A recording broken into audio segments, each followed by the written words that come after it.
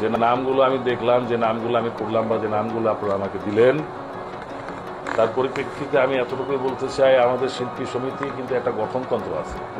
যে গঠনতন্ত্র উল্লেখ আছে যে কোনো শিল্পী যদি রাষ্ট্রবিরোধী কোনো কর্মকাণ্ডে জড়িত হয়ে দোষী প্রমাণিত হয় বা নৈতিক শৃঙ্খলাজনিত কারণে যদি কোনোভাবে তারা দোষী প্রমাণিত হয়, তারা আমার শিল্পী সমিতির মেম্বার থাকতে পারবে না।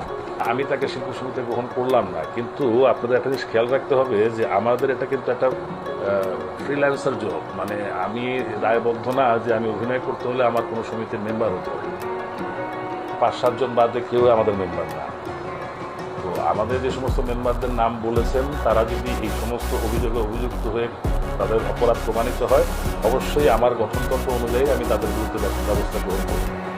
পাশাপাশি এটুকু বলছি যে এই সমস্ত শিল্পীরা এখনও বিভিন্ন সোশ্যাল মিডিয়াতে এবং বিভিন্ন ইন্টারভিউতে যে ধরনের জুলাই বিরোধী বা জুলাই যারা ত্যাগ করেছেন তাদের বিরুদ্ধে বা তাদের হত্যাকাণ্ড যেভাবে সংগঠিত হয়েছে তাতে তাকে ভিন্ন খাতে প্রবাহিত করার জন্য, ভিন্ন রূপদান করার জন্য চেষ্টা করছেন, আমি তাদেরকে নিন্দা জানাই।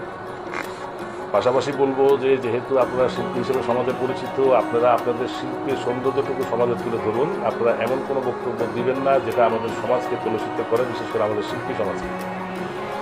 কোনো ত্যাগকেই আপনারা ছোট করে দেখতে পারেন না, অসম্মান করতে পারেন না, সেই অধিকার আপনাদের নেই।